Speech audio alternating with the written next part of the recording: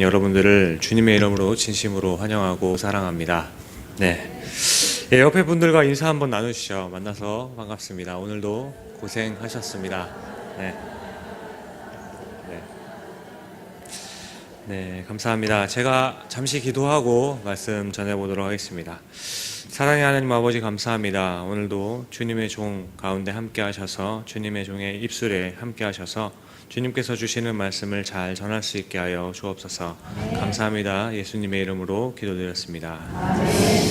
예, 여러분들은 혹시 아기돼지 삼형제라는 동화를 아십니까? 예, 많이 알고 계셔서 다행입니다. 저는 어렸을 때 참 많이 보기도 하고 듣기도 한 동화였는데요. 요즘에 저희 3살짜리 딸인 소율이가 자주 동영상으로 시청을 하고 있기 때문에 아주 새롭게 다시 그리고 자주 보게 되었습니다. 그렇게 언젠가 한 번은 딸을 제가 어린이집에서 데리고 와서 이제 집에서 TV로 동화를 보고 있는데 마침 아기돼지 삼형제가 나오더라고요. 그래서 저는 앉아있는 소율이에게 노래를 한 곡 불러주었습니다. 좀 되게 부끄러운데요. 첫째 돼지, 둘째 돼지, 셋째 돼지, 꿀꿀꿀 늑대가 나타나 집이 무너진다 이렇게 해줬거든요. 제가 해줬는데 그 모습을 본 제 딸은 이렇게 이야기를 하더라고요. 아니야 예, 아빠가 딸과 친해질 수 있는 시기는 역시 4살부터라는 말이 저는 참 공감하는 때였습니다. 아무튼 이 아기돼지 삼형제라는 동화는 저에게 굉장히 특별한 책이었습니다. 왜냐하면 제가 어렸을 때 집에 있는 동화책들 중에 가장 재미있는 동화책이었는데요. 그냥 그 책 속에 그 돼지들이, 일단은 그 책 속에 있는 그 돼지들이 포동포동하고 그렇죠. 되게 맛있어 보이고 그렇잖아요. 그래서 그거 되게 좋더라고요. 그리고 제가 3남매 중에 막내인데요. 위로 누나만 2명 있다 보니까 누나들이 주로 보는 동화책들이 그런 거잖아요. 뭐 백설공주, 인어공주, 숲속에 잠자는 공주, 뭐 죄다 공주예요. 그래갖고 근데 이 책만은 꼭 남성만 등장하는, 그죠? 남자만이 구성되어 있는 책이었기 때문에 저에게 굉장히 특별했습니다. 그래서 저는 그 책이 참 좋았을 때에는 자기 전까지도 보고 읽으면서 첫째와 둘째와 셋째가 어떻게 다른지 그림을 유심히 보기도 하고, 둘째는 전박이가 있는데 얘는 배다른 형제인가? 뭐 이런 식으로 생각하면서 또 혹시나 하는 생각에 제가 자는 잠자리 위에 누워서 누나들이 혹시나 가져갈까봐 이렇게 잘 지켰던 것을 기억합니다.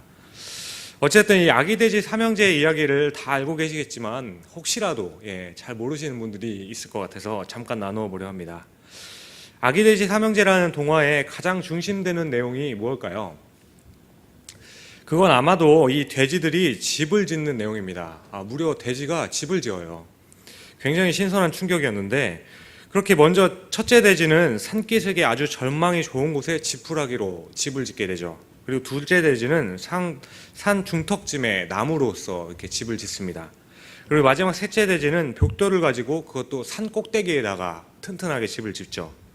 여기서 우리가 알 수 있는 건 첫째 돼지의 목표는 집을 빨리 짓고 좀 쉬자는 데 목적이 있었다는 것이고, 막내 돼지는 시간이 걸리고 힘이 조금 들더라도 튼튼한 집, 그리고 좀 더 안전한 집을 짓자는 데 목적이 있었습니다.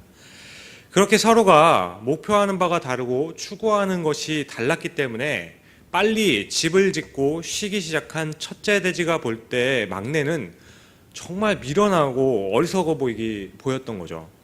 첫째는 생각하기에 햇빛 좀 가려주고 바람을 막아줄 벽과 비를 막아줄 지붕만 있으면 집으로서 충분하지, 왜 그렇게 고생을 해서 산 꼭대기에다가 튼튼한 집을, 그렇게 큰 집을 만들려고 하는지 이유를 알 수 없었던 겁니다.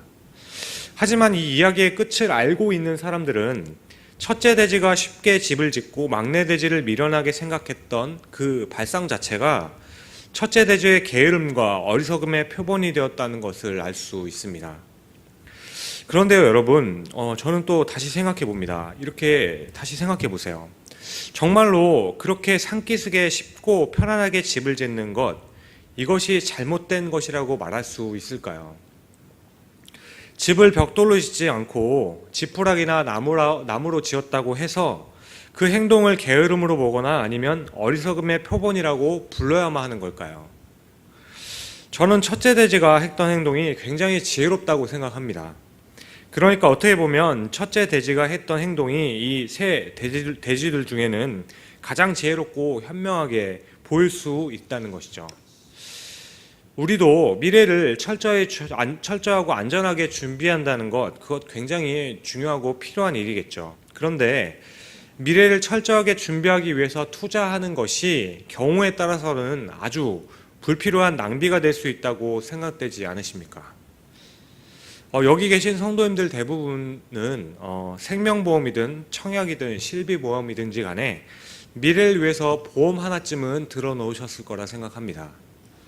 저도 혹시나 하는 위험에 대비해서 보험을 몇 가지 들어놓기는 했는데요. 그런데 이런 보험의 경우를 생각해 볼 때 대부분 보험사들이 공통적으로 하는 말이 있죠.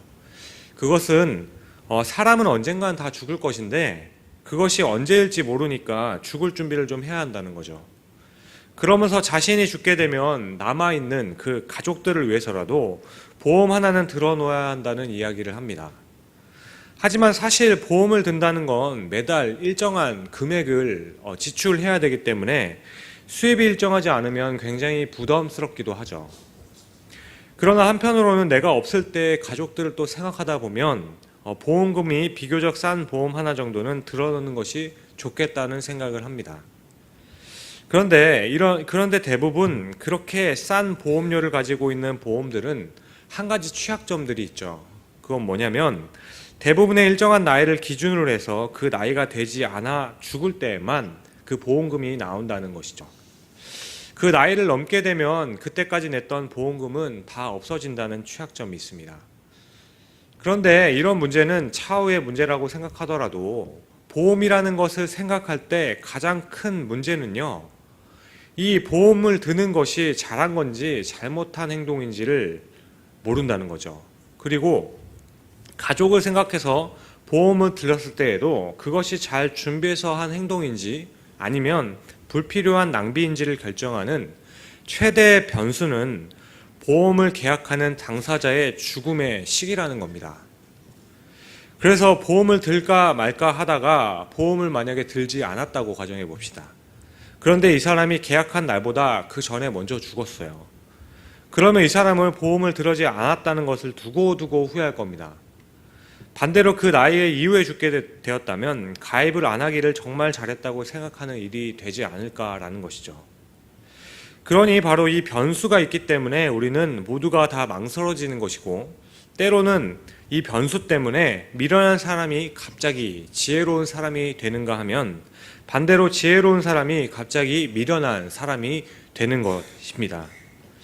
그렇다면 다시 앞서 예를 들었던 아기돼지 삼형제의 이야기를 보시면 이 이야기 속에서 첫째 돼지가 미련하게 될 수밖에 없었던 그 원인은 그야말로 간편하고 단순하게 산기슭에 집을 지었기 때문이 아니라는 거죠. 마지막에 가서 첫째가 막내보다 미련하게 되었던 그 이유는 이 책의 다른 주인공인 늑대 때문입니다. 늑대가 돼지들을 잡아먹기 위해서 집을 무너뜨리지만 않으면 아무런 문제가 될 것이 없었다는 거죠. 아기돼지 삼형제에서 늑대만 나타나지 않았다면 그러면 첫째 돼지를 누구도 뭐라고 말할 수가 없다는 겁니다. 하지만 늑대가 나타났기 때문에 셋째는 지혜롭게 되었고 첫째는 미련하게 되었던 거죠.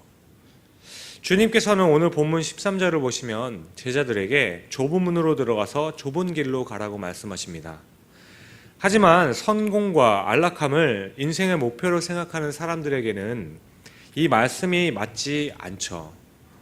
바꿔 말해서 우리의 삶에 있어서 자신이 겪는 고생과 고난 자체에 의미를 부여하고 거기에 가치를 부여할 것이 아니라면 할 수 있으면 우리는 넓은 길로 가야 한다는 겁니다. 왜냐하면 넓은 문으로 들어가고 사람이 많은 곳으로 가야지 확률적으로 훨씬 더 안전하기 때문이죠. 그런데요, 여기에도 변수가 있습니다. 그러니까 내가 걸어가는 길이 넓은 문을 넘어서 넓은 길로 걷고 있고 거기를 걸어가는 사람이 아주 많다고 하더라도 만약 그 길이 끝나는 곳에 멸망이 기다리고 있다면 어떤가요? 이렇게 되면 그곳이 넓은 문인가 혹은 넓은 길인가 또 얼마나 많은 사람들이 함께 걷고 있는가라는 것은 아무런 의미가 되지 않는다는 거죠. 왜냐하면 그 길 끝에는 생명이 없이 결국 멸망으로 끝나는 길이기 때문에 그렇습니다. 물론 누구든지 좁은 길을 선호하는 것도 아니고 또 좁은 문이 넓은 문보다 항상 좋다고 말할 수는 없겠지만 만약 넓은 문으로 가는 길이 멸망으로 가는 길이라면 그 길로 가는 사람은 결국 어리석은 사람이 되어버린다는 겁니다. 아무리 고생을 하고 고난길을 간다고 하더라도 그 길의 끝이 만약에 생명의 길이라면 좁은 길로 가는 사람은 지혜로운 사람이 된다는 것이죠. 그렇게 예수님께서 이어서 말씀하시기를 하나님의 말씀대로 살아야 한다는 것을 거듭 강조하시면서 넓은 문과 좁은 문의 비유를 말씀하시고 오늘 본문을 말씀하고 계신 겁니다. 오늘 본문의 24절에서 27절의 말씀을 보면 반석 위에 집을 짓는 사람과 모래 위에 집을 짓는 사람을 나누어서 이야기를 해줍니다. 성도님들이 보시기에도 언뜻 보기만 해도 누가 지혜롭고 누가 어리석은 사람이라는 것을 금방 알아차릴 수가 있으실 겁니다. 정말로 오늘 말씀대로 어떤 사람은 모래 위에 집을 짓고 어떤 사람은 반석 위에 집을 짓고 있다면 이 둘을 나란히 두고 보면 누가 보아도 모래 위에 집을 짓는 사람은 어리석은 사람이고 반석 위에 집을 짓는 사람은 지혜로운 사람이라고 생각할 겁니다. 그런데요, 우리는 결과를 알고 있기 때문에 그렇지 집을 짓고 있는 장면만 생각한다면 누가 더 지혜로운 사람일까를 판단하기에는 상당히 애매하고 모호한 상황이 되는 것이죠. 굉장히 어려운 판단을 하게 됩니다. 그렇다면 도대체 어떤 사람들이 반석 위에 집을 짓고 어떤 사람들이 모래 위에 집을 짓는 것일까?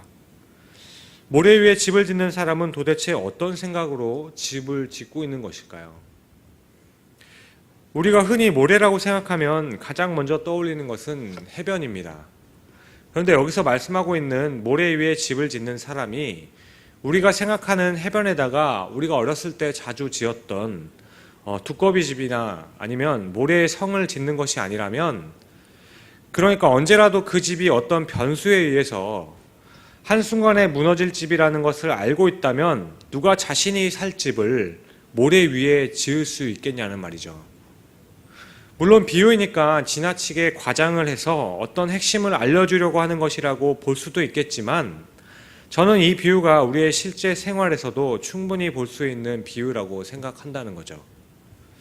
왜냐하면 오늘 이 비유가 한 사람은 산 꼭대기에 집을 짓고 있고 다른 한 사람은 산기슭에 집을 짓고 있는 모습을 묘사하는 비유가 아니기 때문에 그렇습니다.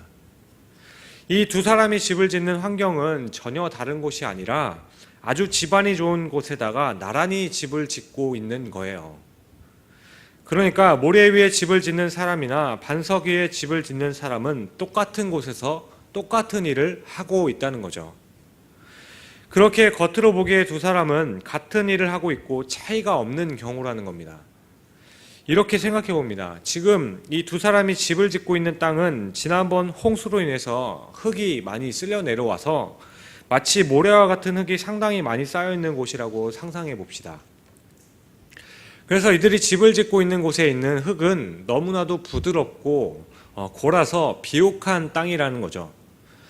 그래서 집을 짓기 위해 땅을 파는데 삽으로 땅을 파는 순간마다 다 삽이 들어가지고 나무를 망치로 박아 넣을 때마다 망치를 치는 대로 잘 들어가는 상황이라는 거죠.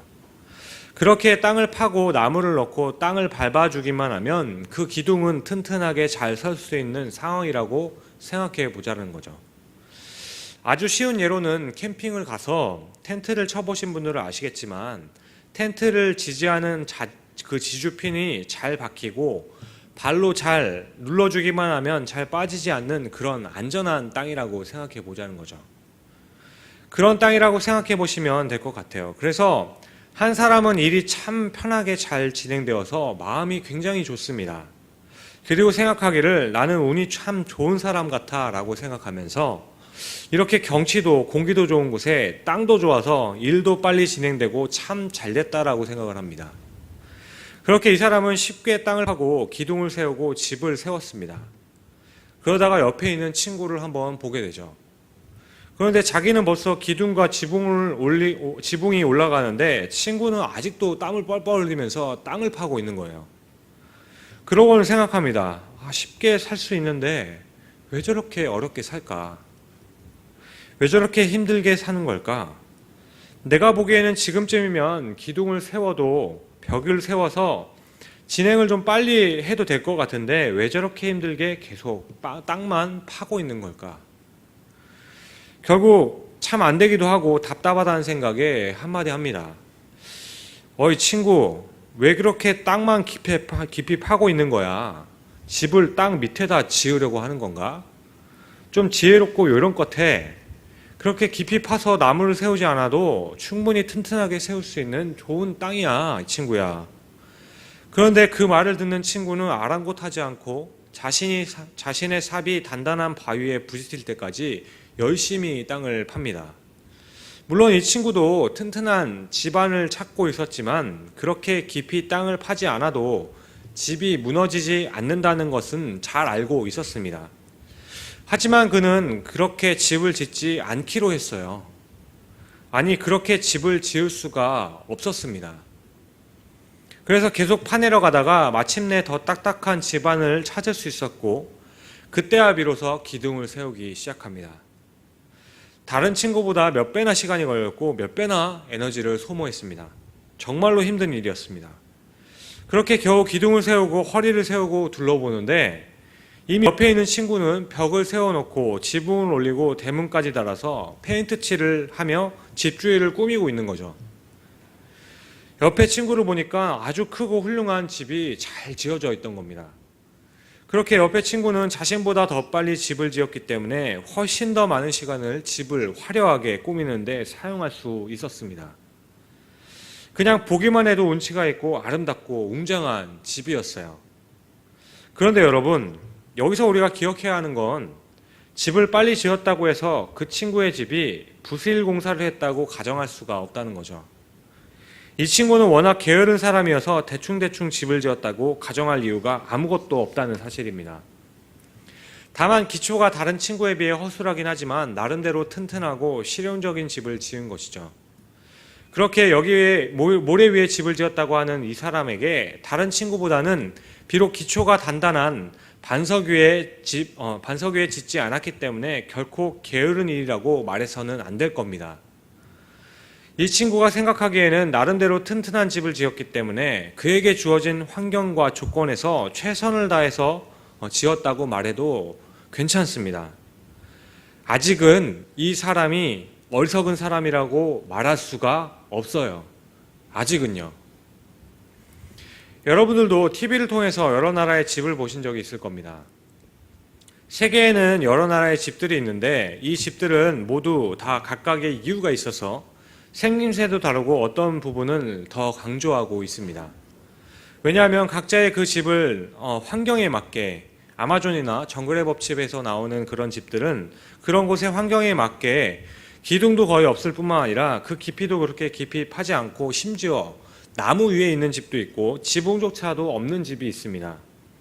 반대로 추운 지방에 있는 집도 기초를 그렇게 두껍게 파지는 않더라도 매우 두꺼운 기둥과 벽들 그리고 지붕으로 추위가 집안을 들어오지 못하게 합니다. 또 일본과 같이 지진이 많이 일어나는 곳은 집안을 매우 깊이 파서 집이 무너지지 않게 만드는 것이 그 집을 짓는 것에 가장 우선되는 목적인 것이죠. 그러니까 일본에 있는 사람들의 집보다 추운 지방과 아열대에 있는 그 집을 지은 사람들이 더 부실 공사로 지었다든지 더 나태하기 때문에 그렇게 집을 지었다고 말하는 것은 맞지 않는 논리라는 것이죠. 이것은 기후나 환경을 볼 때 아마존에 있는 집을 일본에 있는 집처럼 짓는 것은 낭비라는 겁니다. 왜냐하면 그곳에는 겨울도 없을 뿐더러 지진도 없기 때문이에요. 추운 겨울도 없고 지진도 없는 그 아마존에서 겨울과 지진을 대비해서 완벽하게 집을 지어야 하는 이유가 없는 거죠. 그렇게 사실 집에 목적을 두고 계산해 보면 충분히 낭비라고 볼 수 있다는 겁니다. 그러니까 다시 본문으로 돌아와서 모래 위에 집을 지었다고 하는 이 사람은 얼마 지나지 않아서 무너질 것을 알면서도 엉터리로 집을 지은 사람이 아니라는 겁니다. 주님께서 오늘 말씀하신 모래 위에 집을 지은 것 같은 사람도 게을러서 아무렇게나 살아가는 엉터리 인생을 살아가는 사람이 아니라는 거예요. 하나님을 믿는 사람들이 그렇지 않은 사람들보다 더 성실하고 더 진실하고 지혜로워서 철저하게 계산하는 반면에 하나님을 믿지 않는 사람들은 다 게으르고 나태한 성실한 사람들이라고 말할 수는 없다는 겁니다. 어떻게 자기 인생의 집을 짓고 있는데 아무렇게나 집을 지을 수가 있겠습니까? 그러니 성실하게 살아가고 있는 대부분의 사람들은 자기가 모래 위에 집을 짓고 있다고 생각하지 않는다는 겁니다. 여러분들에게도 질문을 드립니다. 여러분들은 지금 여러분들의 집을 모래 위에 집을 짓고 있습니까? 아니면 반석 위에 집을 짓고 계십니까? 얼마나 열심히 최선을 다해 튼튼히 미래를 준비하고 얼마나 조심스럽게 자기 인생에 집을 짓고 있는데 어떻게 그 집을 짓고 있는 사람들을 가리켜서 감히 게으르고 어리석고 미련한 자라고 말할 수 있겠어요? 그러니까 오늘 모래 위에 집을 짓는 사람은 집을 짓는 전문가들의 도움을 통해서 아주 과학적으로 그 집안과 환경에 가장 효율적인 집을 지었다는 거죠. 그가 지은 집은 그렇게 쉽게 무너질 집이 아닙니다. 오히려 사람들이 그 사람들의 그 집을 찾아와서는 어떻게 이렇게 빨리 지을 수 있었냐고 이렇게 물어보고 감탄하며 수단도 좋고 능력 있는 사람이라고 입에 침이 마르도록 칭찬을 할 겁니다. 정말 근사하고 튼튼한 집이었기 때문이죠. 그렇게 이 두 사람이 지은 집의 차이는 어떤 재료를 썼는지도 아니고 어떤 건축 방법으로 그 집을 지었나 그런 것도 아니고 어떤 집은 더 튼튼하게 지었느냐는 것도 아닙니다. 아니 더 엄격하게 말한다면 모래 위에 집을 지은 사람이 훨씬 더 시간을 단축하였기 때문에 더 능력 있고 지혜로워 보이는 집을 지은 것이죠. 그렇다면 여러분, 이 두 집의 성공과 실패를 나누는 최대의 변수가 과연 무엇일까요? 이 두 집의 성공과 실패를 나누는 최대의 변수가 무엇인 줄 아십니까? 이 두 명의 집에 대한 성공과 실패를 나누는 최대의 변수는 얼마나 빨리 지었는가 늦게 지었느냐가 아닙니다. 얼마나 큰 집을 지었는가 작은 집을 지었는가도 아니에요. 이 집들이 잘 지어진 집인지 판단할 수 있는 최대의 변수는 바로 홍수입니다. 비가 내리고 창수가 부딪히는 그 순간입니다. 여러분, 이 홍수만 나지 않는다면 모래 위에 집을 지은 사람이 지혜로운 사람인 거예요. 홍수만 없다면 모래 위에 집을 지은 사람이 훨씬 더 계산적이고 능률적으로 집을 지은 사람입니다. 하지만 이 홍수가 있기 때문에 지금 문제가 되는 것이 아니겠습니까? 홍수만 없다면 이게 더 현명한 일이죠. 자꾸 다른 분이 자꾸 생각나는데 그분을 계속 얘기하고 있는 건 아닙니다. 하지만 바람이 불고 비가 와서 홍수가 나면 모래 위에 지은 집을 무너지게 됩니다. 순식간에 그 화려하던 것이 다 사라지게 되고 자랑하는 것은 부끄러운 것이 되어버리고 가장 지혜로워 보였던 것은 가장 어리석은 것이 되는 것이 바로 그 순간이라는 거죠. 홍수만 나지 않으면 기초가 튼튼하지 않아도 사실 문제될 것이 아무것도 없어요. 오늘 주님께서 말씀하신 우리 인생의 최대의 변수는 바로 어느 날 바람이 불고 비가 와서 홍수가 나는 순간이 있다는 겁니다. 그렇게 비가 오고 홍수가 날 때 견딜 수 있는 것만이 진짜라는 것이죠. 저는 이 홍수를 이 세상의 마지막, 우리의 죽음, 그리고 하나님의 심판이라고 보아도 좋겠다 싶습니다. 아니, 이 홍수를 차라리 하나님이라고 생각해 보는 것도 좋을 거라고 생각해요. 어떤 분이 말씀하신 것처럼 하나님이 만약 안 계시다면 무엇이든 좀 편안하게 좀 살 텐데, 하나님만 안 계시다면 모든 게 좀 쉬워질 텐데, 집을 편안하게 짓는 것도 크게 짓는 것도 하나님만 좀 안 계신다면 모든 게 다 편안하고 모든 게 다 가능해질 텐데, 하나님이 계시기 때문에, 하나님께서 있기 때문에 그 홍수가 나는 일이 반드시 있기 때문에 기초가 튼튼하지 않으면 아무리 잘 지어도 무너져 버린다는 것입니다. 우리가 하나님 앞에서 내 인생을 돌아보는 것, 그것이 아니라면 어떤 재료를 썼는가, 얼마나 큰 집을 지었나 하는 것은 그리 큰 의미가 아니라는 겁니다. 대부분의 사람들은 자신의 인생을 계획하면서 하나님을 그 계산 가운데 넣어놓지 않습니다. 아니, 엄밀히 말하자면 하나님을 계산하지만 조금 더 쉽고 빠르고 편하게 살고 싶은 수단으로 하나님을 생각할 뿐입니다. 다시 말해서 하나님께서 나를 도와주어서 조금 더 쉽고 조금 더 빠르고 편리하게 집을 지을 수 있게 해주시면 좋겠다 싶어서 하나님을 찾는 경우는 참 많지만, 우리가 정말로 하나님 앞에서 집을 짓고 있다고 생각하면서 집을 짓고 있는 사람은 그리 많지 않다는 거예요. 사람들은 자신의 죽음을 생각하지만 이 죽음을 내가 어떻게 할 수 없는 불가항력적인 사건이라고 생각하기도 하지만, 그 죽음을 해결할 수 있는 가능성에 대한 부분은 이미 포기한 상태라는 겁니다. 다시 말해서 아무리 노력을 해도 집을 지을 반석은 어차피 없는 것이라고 가정하고 이 세상 사람들은 살아가고 있다는 거예요.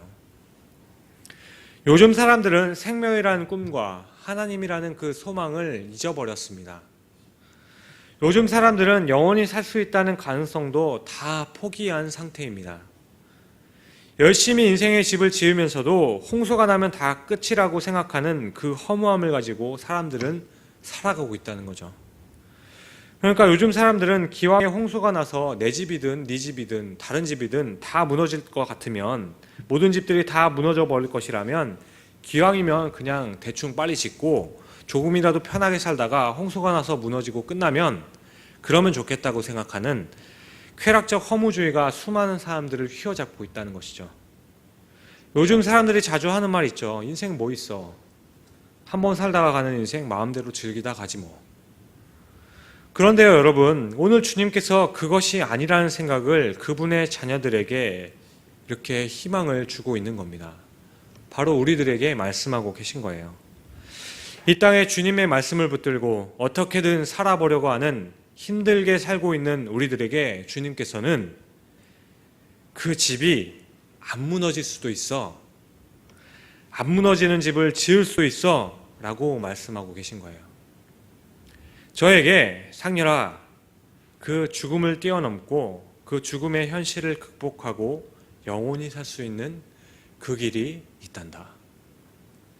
그것은 내 위에 너의 집을 짓는다면 너가 예수 그리스도의 그 죽으심과 고난, 그 예수 그리스도를 통해서 그 하나님의 사랑을 의지하여서 너의 집을 지을 수 있다면, 그렇다면 홍수가 나도 죽음이 와도 그 집은 무너지지 않는다 말씀하십니다. 사랑하는 성도님 여러분, 홍수가 나도 견딜 수 있는 집, 죽음도 무너뜨릴 수 없는 집이 있습니다. 그것은 바로 예수 그리스도라는 반석 위에 세운 집입니다. 예수 그리스도의 말씀을 의지하고 그 말씀에 기초를 두고 살아가는 그 인생입니다. 그래요. 내 주위를 둘러보면 나는 그대로인 것 같은데 벌써 기둥이 서고 지붕이 올라가고 페인트질을 하고 있는 남을 보고 있노라면 초라해 보이는 나 자신을 볼 때 고통스럽고 힘이 들고 나는 언제 저렇게 할 수 있을까라는 생각이 들기도 합니다.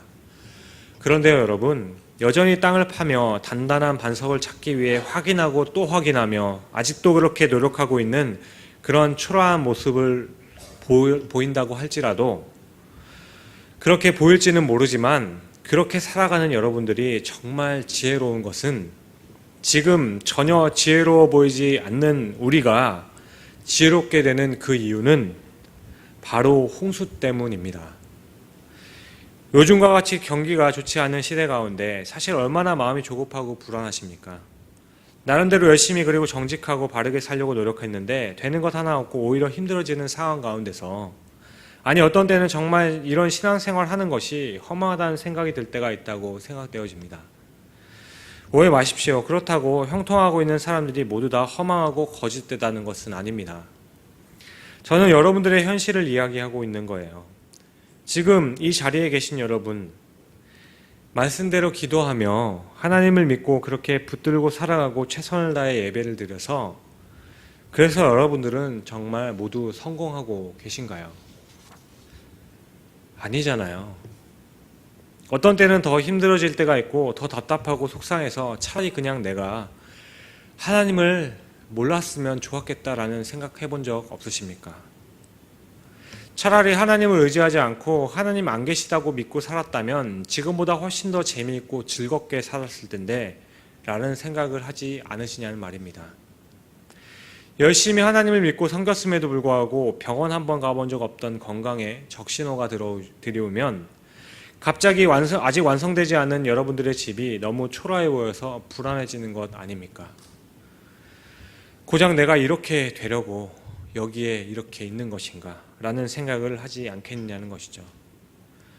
그런데 그렇게 조급하고 답답해도 그렇게 우리가 힘이 들어도 하나님의 말씀대로 살아야 하는 이유가 있는 겁니다. 그것은 바로 홍수가 날 때가 있다는 거예요. 우리 인생에는 끝이 있고 하나님의 심판이 있어서 그런 홍수가 있어서 그 반석 위에 세운 집은 홍수가 나도 무너지지 않는다는 것을 말씀하셨기 때문에 우리는 그 말씀을 붙들고 그 엄연한 홍수가 있다라는 사실과 하나님의 그 실존 때문에 우리는 좁은 길을 가야 하는 것이고 거짓 선지자들을 조심해야 하는 것이며 그냥 예배만 왔다 갔다 하는 그 종교적인 형식을 갖추는 것만으로는 만족할 수 없다는 겁니다. 예수 그리스도를 나의 주님으로 믿고 하나님 앞에서 살아가는 여러분, 하나님이 살아계시다고 믿을 뿐만 아니라 그 아들을 통하여서 하나님이 나를 사랑하신다는 것을 확인하고 그 믿음으로 살아가는 우리 사랑하는 석관중앙교회 성도님 여러분, 바람이 많이 불고 집이 초라해 보여도 낙심하지 마시기를 바랍니다. 여러분들의 집은 무너지지 않을 거예요. 아무리 힘든 일이 있어도 여러분 흔들리지 마시길 바랍니다. 예수 그리스도 위에 세워진 여러분들의 그 집은 결단코 결코 무너지지 않을 겁니다. 기도하시겠습니다.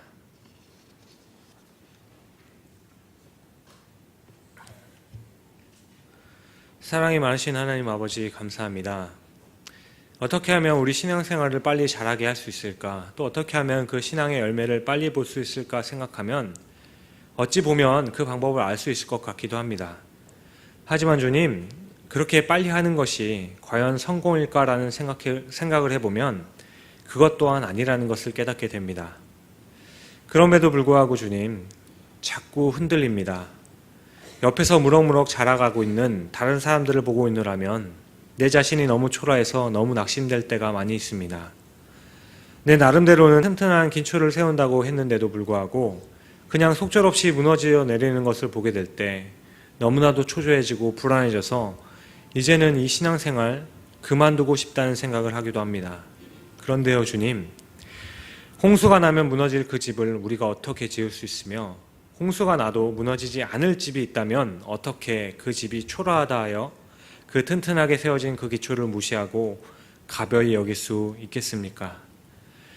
그러므로 오늘 모인 사랑하는 우리 석관중앙교회의 모든 성도님들이 오늘 말씀을 깨달아 우리의 신앙을 생각할 때 얼마나 큰 집일까, 얼마나 좋은 재료일까를 보기 전에 내 집이 과연 반석 위에 기초를 놓고 있는가를 볼 수 있게 하시고 흔들리지 않는 반석 위에 기초가 놓여 있다면 조금 작더라도 많이 부족해 보여도 오히려 안심할 수 있는 믿음을 우리 사랑하는 성도님들에게 그리고 저에게도 주시옵소서. 그렇게 우리가 그 믿음 때문에 힘을 얻게 하시고 그 믿음 때문에 우리가 낙심하지 않게 하시며 그 믿음으로 우리에게 맡겨진 그 모든 일에 최선을 다하고 충성하여 주 안에서 한없는 기쁨을 누릴 수 있게 하여 주옵소서. 감사합니다. 이 모든 말씀을 우리를 홍수에서 구원하여 주신 우리 구주 예수 그리스도의 이름으로 감사하며 기도드립니다. 아멘. 네, 교회 소식을 알려드립니다. 현재 담임 목사님께서